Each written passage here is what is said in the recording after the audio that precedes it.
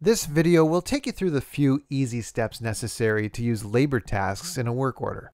At their core, labor tasks serve as a way of building a detailed list of work that needs to be done to complete a PM or work order. You can create and assign tasks to different users, then track which tasks are completed and when. Let's take a look at the Labor Tasks tab in a work order. I'll select a work order for my CNC lathe. To edit my first task, I'll select that task. I'll start by adding a description of the task. Check and grease the chain on the chip conveyor. For those that have Visual Operating Procedures feature enabled, files, notes, or links can be added to the task by selecting the large Add sign. I'll add a file by dragging it into the window. In this case, I've added the CNC lathe troubleshooting guide. I'll assign this to one of my technicians by opening the Assigned To dropdown. I'm estimating that this will take roughly 30 minutes, so I'll add this to the time estimate field. This estimate is very important when calculating your work order backlog. Further down, you can choose a task type. General tasks are the default tasks. They simply track whether a task is completed or not. Text result tasks let the user enter any additional text when completing a task. This can be useful when a task has a result like pass or fail. Meter reading tasks let the user update an asset's meter reading directly from a work order.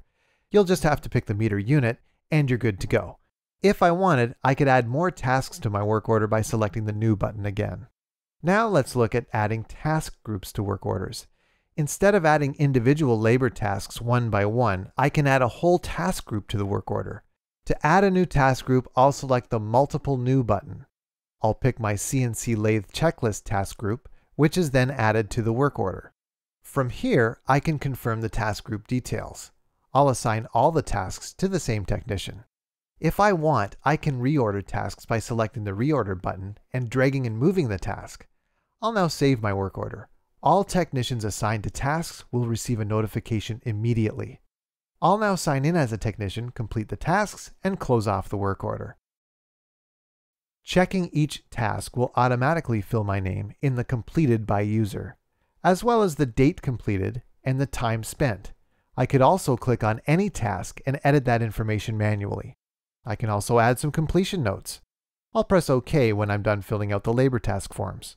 Once I close off the work order and save it, the hourly wage of the user is multiplied by the hours spent on each task to calculate the total labor costs of the work order. We can see this in the work log or in cost reports.